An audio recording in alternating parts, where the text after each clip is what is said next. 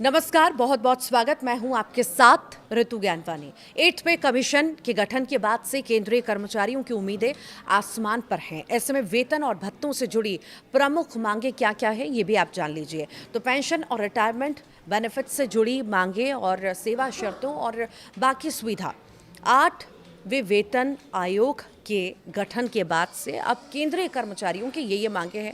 उनकी उम्मीदें दरअसल बढ़ चुकी हैं। इसी बीच देश के प्रमुख ट्रेड यूनियन संगठन all India trade union Congress ने आयोग की अध्यक्ष जस्टिस रंजना प्रकाश देसाई को एक विस्तृत पत्र लिखकर कर्मचारियों के हितों से जुड़ी 12 अहम मांगे रखी हैं।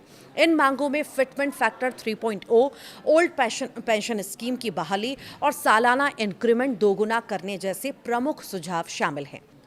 आइए जानते हैं इन मांगों के बारे में विस्तार से। वेतन और भत्तों से जुड़ी प्रमुख मांगे क्या क्या हैं, तो देखिए, फिटमेंट फैक्टर 3.0 सैलरी बढ़ोतरी की मुख्य कुंजी। AITUC ने सबसे अहम मांग के तौर पर 8वें वेतन आयोग में फिटमेंट फैक्टर कम से कम 3.0 रखने की बात कही है। फिटमेंट फैक्टर ये गुणांक है जिसके आधार पर कर्मचारियों की मौजूदा सैलरी को नए स्ट्रक्चर में बदला जाता है। यूनियन का मानना है कि 3.0 का फिटमेंट फैक्टर लागू होने से कर्मचारियों के सैलरी में पर्याप्त इजाफा होगा और उनकी आर्थिक स्थिति भी मजबूत होगी। दूसरा ये है सैलरी कैलकुलेशन के लिए फैमिली यूनिट बढ़ाने का प्रस्ताव। एक खबर के मुताबिक वेतन निर्धारण में इस्तेमाल होने वाली फैमिली यूनिट को बढ़ाने की भी मांग उठाई गई है। 7वें वेतन आयोग में परिवार की इकाई 3 सदस्यों, पति, पत्नी और 2 बच्चों पर आधारित थी। AITUC ने इसे बढ़ाकर 5 सदस्यीय इकाई करने का सुझाव दिया है, जिसमें माता पिता को भी शामिल किया जाए। इससे कर्मचारियों की बढ़ती जिम्मेदारियों को आर्थिक समर्थन मिल सकेगा। तीसरा क्या है? तीसरा ये कि सालाना इंक्रीमेंट 3% से बढ़ाकर 6% किया जाए। फिलहाल 7वें वेतन आयोग के तहत सभी 8वें पे लेवल के कर्मचारियों को हर साल उनके बेसिक सैलरी का 3% इंक्रीमेंट मिलता है। AITUC का तर्क है कि बढ़ती महंगाई और जीवन स्तर को देखते हुए 8वें वेतन आयोग में इसे बढ़ाकर कम से कम 6% सालाना किया जाना चाहिए। न्यूनतम और अधिकतम वेतन का अनुपात 1:10 हो। यूनियन ने सैलरी स्ट्रक्चर में समानता लाने पर जोर देते हुए कहा है कि न्यूनतम और अधिकतम वेतन का अनुपात जो है 1:10 होना चाहिए। मौजूदा 7वें वेतन आयोग में यह अनुपात लगभग 1:14 है, जहां न्यूनतम वेतन 18,000 रुपये और अधिकतम वेतन जो है 2,50,000 रुपये है। AITUC का मानना है कि अनुपात कम होने से वेतन में असमानता कम होगी। पेंशन और सेवानिवृत्ति लाभों से जुड़ी मांगे हैं और तो वहीं NPS और UPS खत्म कर OPS बहाल करने की भी मांग इसमें की गई है।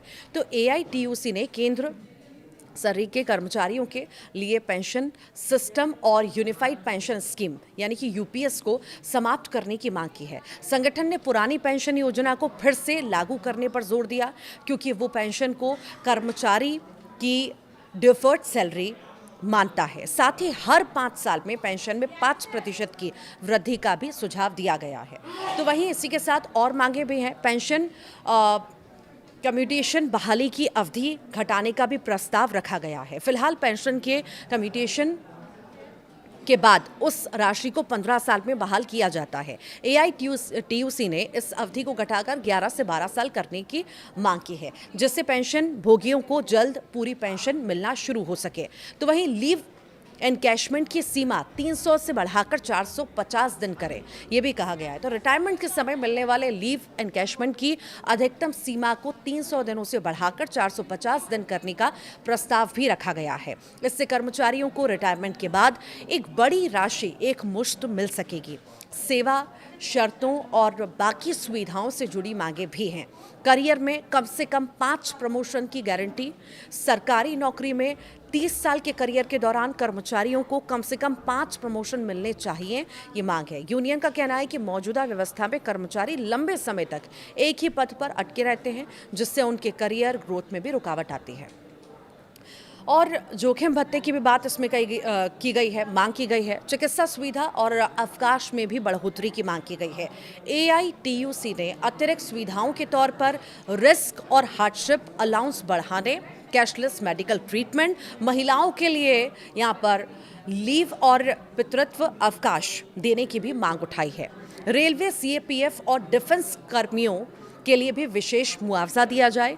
रेलवे, केंद्रीय सशस्त्र पुलिस बल और रक्षा के क्षेत्र के सिविल कर्मचारियों के लिए अलग से बढ़ा हुआ मुआवजा देने की भी मांग इन प्रस्ताव में की गई है। तो प्रस्ताव के अनुसार ड्यूटी के दौरान मौत पर 2 करोड़ रुपए, बड़े हादसे पर 1.5 करोड़ रुपए और छोटे हादसे पर 10 से 25 लाख रुपए तक का मुआवजा दिया जाए।